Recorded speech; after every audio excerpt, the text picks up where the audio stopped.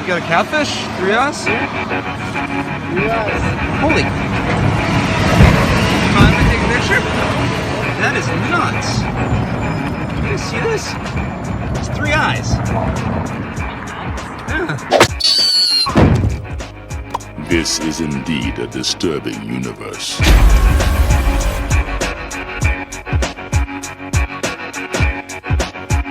Hello and welcome back. Today we're looking at the 17th episode, which was called 2 Cars in Every Garage and 3 Eyes on Every Fish. It was episode number 7F01. It originally aired on November 1st of 1990. It was written by Sam Simon and John Swartzwelder. It was directed by Wes Archer, and the showrunners were Matt Groening, Sam Simon, and James L. Brooks. So in Simpson and Delilah, we saw a lot more of Mr. Burns and Smithers than we had seen in any other episode before it. But in this episode, we get a lot more. And technically, I think the focus is actually on Marge. But we spend a lot more time with Mr. Burns and Smithers than we do with anyone else. And the fact that this is another episode penned by John Swartzwelder, with help from Sam Simon, it's no wonder this episode is so historic. I remember people talking about this episode for years. It's easily one of the more memorable episodes from season 2, and that's actually saying quite a bit because there are a lot of memorable episodes in season 2. I don't think it's the most memorable, and it's certainly not my favorite, but it's a really good one. With the exception of Treehouse of Horror, I'd say this is the best regular episode we've seen yet. So with that, let's just get started with the commentary. Hi, I'm Al Jean. This is Mike Reese. And this is Matt Groening. This is 2 Cars in Every Garage and 3 Eyes on Every Fish. This was the first show recorded in the second season, although it was not the first one that aired. Written by Sam Simon and John Swartzwelder. This episode is one of our many, and perhaps our first Citizen Kane parodies, where a lot of Burns' campaign and his the imagery of him running for governor is taken from the movie.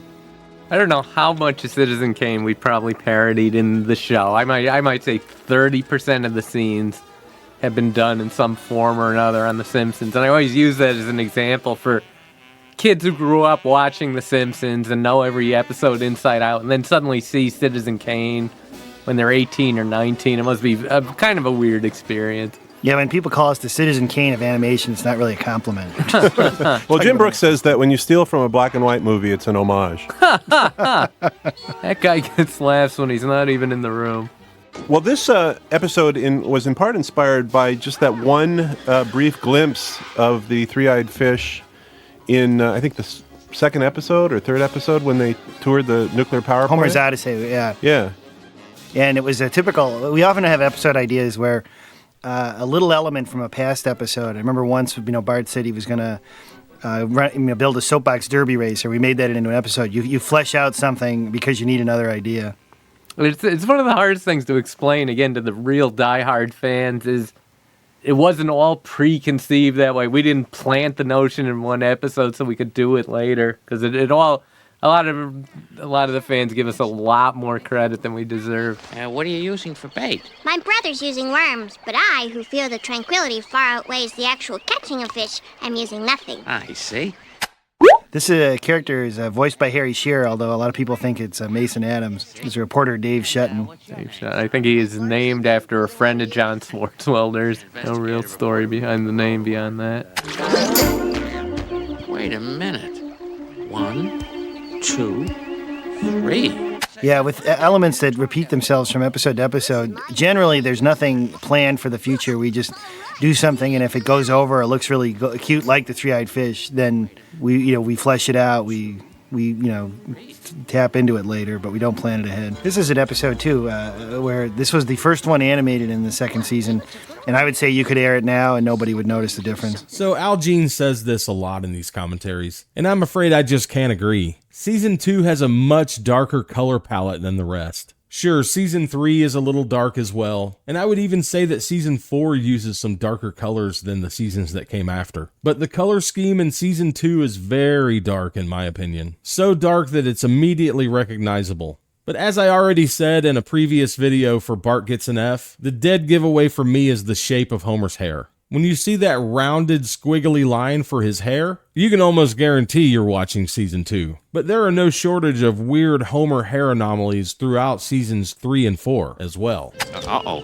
Here they come. Hold me, Smithers. So in the Telltale Head, we got our first glimpse of the disturbing relationship that exists between Mr. Burns and Smithers. There, Mr. Burns. Closer. I believe this was the first episode where Smithers' affection for Burns came up. Especially at the end. Yeah. It was something, I don't know at what point, but around the middle of the season, Sam Simon, I think, just said, we should make Smithers gay. And he said, don't make a big deal out of it. It was all just something to keep in the back of our heads, and it was very subtle, but people picked up on it so fast. And I think it's important to mention that Sam Simon has a writing credit for both of these episodes. So it's no surprise that we're seeing that disturbing relationship develop even more in this one. I suppose that's normal background radiation, the kind you'd find in any well-maintained nuclear facility, or for that matter, playgrounds and hospitals. Sorry. This is a show that further annoyed the nuclear power industry, who said in some press release that The Simpsons was doing nothing but confusing and frightening the American people. Between the first and second year, the staff actually toured a nuclear power plant, and I guess the verdict we had was that it was kind of scary. Well, I didn't go on the tour, but I did look at the picture that somebody brought back of a picture of a closet that said, a big sign on it that said, if you hear loud, intermittent buzzing emanating from this closet, call your supervisor immediately. So that was a very long and convoluted explanation. Yeah, I know all the writers who went on the trip, the three people talking here, the three who didn't go along, they said, yes, the plant was just as scary as we depict it. And the only other thing they walked away with was the idea there were candy machines everywhere. That was another detail we sort of got right by accident. Plutonium rod used as paperweight. Oh, now that shouldn't be. Now, as a science major in college, I should point out plutonium doesn't glow green. It's a very misleading image that we've perpetuated. Just resting my eyes. I always like how when Homer is awakened at his console, he starts immediately flipping switches, which is probably a horrible idea. Can I speak to you privately in my office? This is the worst the plan has ever been, too. It was never this bad again. And for whatever reason, Mr. Burns' ear keeps blinking in and out of existence. He should probably get that checked out. Some careless person has left thousands and thousands of dollars just lying here on my coffee table. You can see the nameplate is something we've redesigned. You know, we used to have lettering that didn't quite come out straight, looked a little animated, and we've now standardized that stuff. Either bring this place up to code or we'll shut it down. Good day. Oh, well. This, I'm pretty sure, it was the first episode featuring Mr. Burns as pretty much the protagonist. He had become so popular after season 1. It's really more of a case of the antagonist being the focus of the episode. But Marge is the one who eventually foils his plans in the end. He's a little bit patterned on the Lionel Barrymore character in It's a Wonderful Life. Just tell them to bring their shares over here, and I will pay 50 cents on the dollar. Boy, you never miss a trick, do you, Potter? Other models people have suggested are Barry Diller, Rupert Murdoch. He looks a bit like a lizard. One reason that we didn't air this first, even though it was the first one recorded, was that it featured Mr. Burns, and since we were going up against the Cosby Show, we thought we should lead with Bart, who was at that point extremely popular on T-shirts everywhere, being referred to in the media. Yeah, the Mr. Burns T-shirts didn't sell as well. It's a good shot we used a lot, this high angle on Burns' office. I suspect most nuclear plants don't have such huge offices.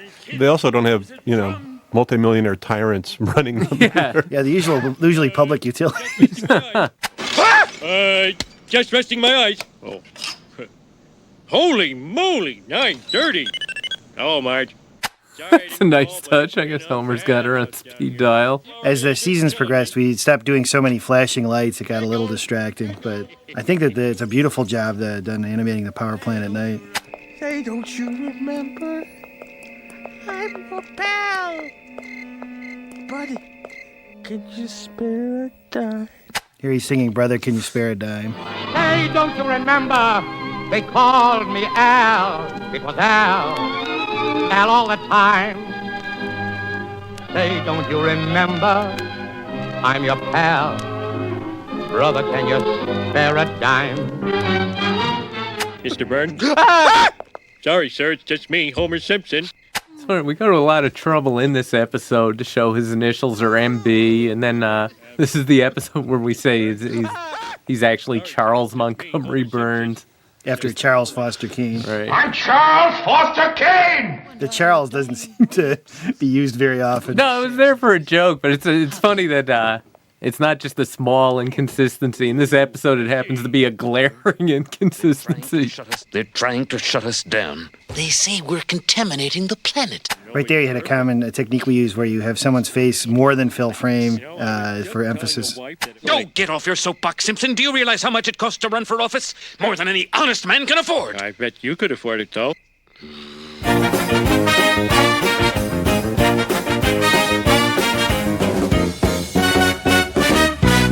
Frankly, I don't see how one of the most despicable men who ever lived has a chance against Mary Bailey, the most beloved governor our great state has ever known. Also, this episode is one where, we definitely leave open the question of what state Springfield is in, a question we've never exactly resolved, even though people think we have. And we used to believe Springfield was chosen because there are more Springfields in America than any other city name. When in fact, I read an article where it's not even in the top 10. Is that true? Yes, Really? they're Riverside. They're literally like Riversides in 45 states. I have an idea for a new episode. The Simpsons moved to Riverside. That's it. There are 11 Springfields in 11 states. Well, I know that Lincoln is a very popular name. I thought Lincoln was number 1 and Springfield was number 2, but Yeah, it's some, shall I say, nerd really went to the trouble just to put that to lie. It's like Riverside, 4 Oaks, 5 Points, a lot of different names like that beat out Springfield. To turn this, Mr. Burns, into this. Another Burns model, I think, is the original John D. Rockefeller, who looked quite like Mr. Burns towards the end of his. I think we even had Burns give away dimes at one point. Brought to you by the Friends of Montgomery Burns. Since this show aired, political campaigns and advertising have only gotten much sleazier and worse than we portrayed. Oh, no. An election? That's one of those deals where they close the bars, isn't it? Sorry, Barney. So far, Homer hasn't even set foot inside Moe's Tavern in Season 2. But they still found a way to get Moe and Barney in most of the episodes we've seen. In fact, the only one they weren't in was Treehouse of Horror. In Bart Gets an F, we saw them in the snow with the rest of the town of Springfield. But in Simpson and Delilah, they had another cutaway joke similar to the one we just saw. Good morning, Moe's Tavern! Hi, it's the president! And obviously these cutaway jokes feel a little shoehorned in. But we're only on the 17th episode into this, and neither of these characters have really been needed up to this point in Season 2. But the writers brilliantly used cutaway jokes to insert them. And 35 years later, that may seem a little ridiculous to say. Like, who's gonna forget Barney and Moe? But that's only because the strategy worked. You could call it strategically placed general exposition for future episodes if you want. Well, we've done all we can, Mr. Burns. The rest is up to you. Oh, don't worry. Yeah, again, to keep it in perspective, I mean, the idea of just rich industrialists running for high office out of the blue was newer then. It was certainly pre-Ross Perot. It happens routinely here in California. One of the richest men in the state will decide he wants to be senator. And it causes such glee when they spend all their own money and lose, yeah. isn't it? Oh, definitely. So the Simpsons writers feel glee over someone else's failures. It's really not surprising. Also, I think Ross Perot would have made a much better president than this guy or this creep. Just my opinion. By the time this paid political announcement is done, every Johnny Lunch pail in this whole stupid state will be eating out of my hand. People say on our show, the worst things when they don't know the camera's on. It's a very common joke we do. Let's ask an actor portraying Charles Darwin what he thinks. Hello, Mr. Burns. Oh, hello, Charles. Hey, it's Dan Castellaneta. He's doing Sideshow Mel. Oh, yes. How about that? No, and Burns' campaign consultant was the voice that later was for his lawyer, the Roy Cohn voice. I know we liked this voice so much, we'd often use it as an internal direction, parking attendant, parentheses, Charles Darwin voice. Do you remember the problem with this scene? No. It came back from Korea and the tusks were painted gray along with the rest of the elephant. Oh, I do remember. And we had to fight to get that changed because no one wanted to pay for the retake. Yeah, they said you have to specify white tusks, and we said, when is an elephant never not at them? The truth is, this fish is a miracle of nature with a taste that can't be beat. Mm-mm. Only a moron wouldn't cast his vote for Monty Burns. think that's a song Jeff Martin wrote. It sure sounds like Jeff. Yeah, Jeff was one of our writer-producers in the early years who did a lot of our little snippet songs and lyrics. There's the state motto, not just another state. My worthy opponent seems to think that the voters of this state are gullible fools. Mary Bailey is still the governor. We still use her name whenever it does come up. Yeah, we're actually planning an episode where the kids visit the state capitol and run into her. And that's Maggie Roswell as Governor Bailey, who's also Maud Flanders, the late Maud Flanders, and Helen Lovejoy. Sherry Bobbins. He was like our female utility player, playing a lot of characters, because Yardley Smith and Julie Kavner have such distinctive voices, it's very hard for them to play other characters. And Nancy Cartwright does a lot of voices, but they're almost all young boys.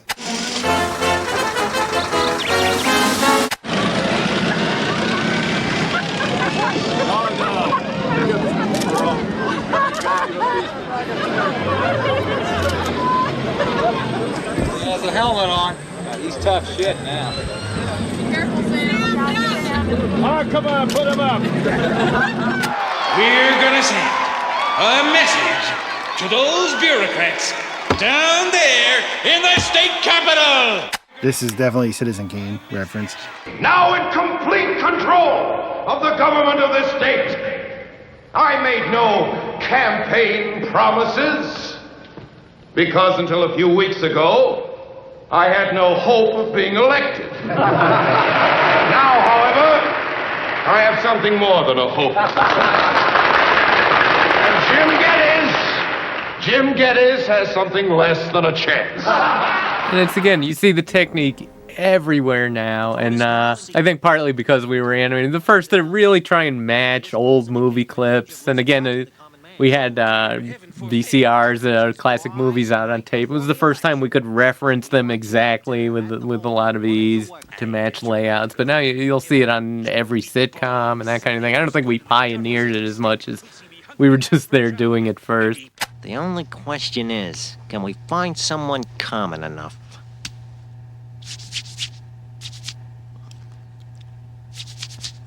Well, it just occurs to me that one of the reasons why The Simpsons might have been so well received back in these days is that the stories were bigger than the usual sitcoms. They extended much longer in time, and most sitcoms are fairly contained over a day or two, and this is an entire election. Yeah, I think immodestly people had never seen anything like it. There had been animated shows, but they were all just trying to ape sitcoms the way the Flintstones did. There's nothing that would tackle the stuff we would do or have such a wide-ranging scope, like you say. Oh, great toast, Marge. Oh, by the way, the night before the election, Mr. Burns is coming over for dinner. It is really rare to see Homer without his beard line, mistake or otherwise. I'm really just watching the show, admiring, too, the idea that it's big political satire brought down to the family, personal level, and it just weaves the two of those very well. So if we sound like raging narcissists here, praising ourselves, I think we can all say we're not praising ourselves so much as the contributions of the other people on the show, right? When we're saying these nice things. Yeah, it takes literally hundreds of people to put together one of these episodes, and between the three of us here, we only did 60-70% of the work. Yeah, we should give a lot of credit to Sam and John for this script, and for the political satire. Kids, please leave the room. I don't want you to see this. Uh-oh. The kids walking off a minute ago was a zip off, where we don't really do that anymore. They just sort of dissolve into nothingness. Please, please, please, please, please, please, please, please, please, please. Like conversation with her lying on the floor. The animators have had a lot of fun over the years with Marge's hair and trying to fit it into smaller spaces than it's able to. This was pretty sexual for a show airing in 1991. No, I'm just fine right here. What's wrong? I just want to snuggle. Well, I don't feel like snuggling. What's that got to do with it? This is an instance of when we actually had a strong plot and a twist ending coming up. Hey, hello, handsome. I think that was originally Homer saying something like, "Oh, I look like Rex Harrison." Oh, yes. And unfortunately, Rex Harrison passed away between the time the show wrote and the time the show aired, so we had to change the line. It had not uncommon, sad to say. We've had other jokes, Red Fox, if I can remember, where the person died before the show aired and we had to fix it. Yeah, I think in general, just as a general rule, we shouldn't make jokes about people on their deathbeds, because it just comes back to haunt us. It's I'll say, I know for at least a dozen years, we keep thinking about doing a Bob Hope joke, and Bob's actually been on the show, but we go, oh, what if we lose Bob between the writing and the airing of the show, and the hundreds of Bob Hope jokes we could have done, he just hangs in there. Well, we've got a Strom Thurmond joke, so we're rolling the dice on that. I love dogs. Babies, too. It's very rare to see Snowball 2 do anything. For the most part, she just exists in the background. But I believe the last time we saw her do anything was when she got tangled in the Christmas lights in Simpsons Roasting on an Open Fire. Dear God, we pay for all this stuff ourselves, so thanks for nothing. This got us in a lot of trouble. A lot of right-wing conservative groups used that line of Bart's as proof that this show was anti-God and anti-American and all that stuff, and over and over again for years. Really? The show was nailed just because of that one line. As the years have gone by, we've gotten a lot of feedback from Christian viewers who actually have warmed to the show, the social messages we have in it, and to Flanders, who they actually regard as a very admirable character. Well, it turns out that for many religious people, it turns out a cartoon show can't crush your faith. Well, and we really do have, there's more of a moral base in the show than we were given credit for by our critics early on. Maybe well, I less also than I'd think like that, to give I mean, it's just the idea that television is filled with people just completely stay away from the subject of religion because it is there's so many people who freak out when you say anything about it because they can get angry and be upset. And so the Simpsons are a show written by generally fairly liberal writers, not all, but most, and they pray, they go to church, they actually see God, and occasionally go to hell, and yet. And yet they don't belong to any specific denomination. So I agree with Matt Groening when he says, a cartoon show is not going to crush your faith. This is true. But the idea that he doesn't really understand that Christians would be offended by a joke like this is completely ridiculous. And the idea that The Simpsons secretly present Christians as positive members of society is even more ridiculous. I mean, the vast majority of the writers and creators of this show are indeed atheists. And the reason I know that is because I've listened to all these commentaries already. They claim to have non-atheists working for them, but they always have a very difficult time trying to compile a list that's longer than 2 names. And after 35 years, I think it's obvious to everyone that this is not a Christian cartoon. If I'm elected governor, I will lower taxes whether those bureaucrats in the state capitol like it or not. Read my lips. No new taxes.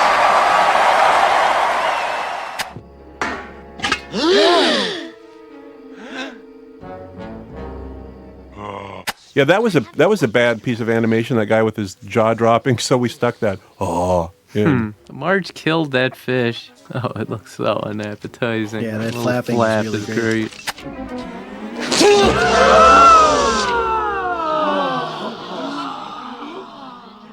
Here we try, as he spits it out, a slow motion reaction, which I always think looks a little funky in animation. I remember The Lion King ended with a slow motion fight.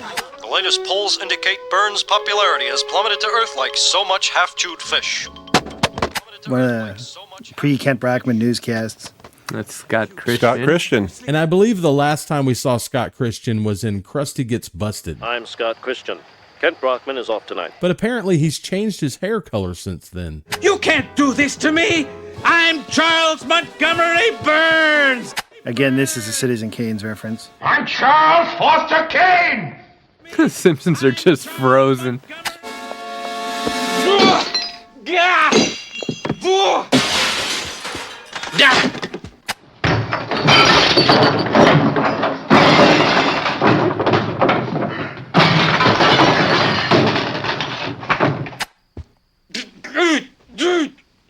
One of our early jokes about Burns being incredibly weak, unable to tip a light table over. And yet, when we need him to, he can do whatever we want him.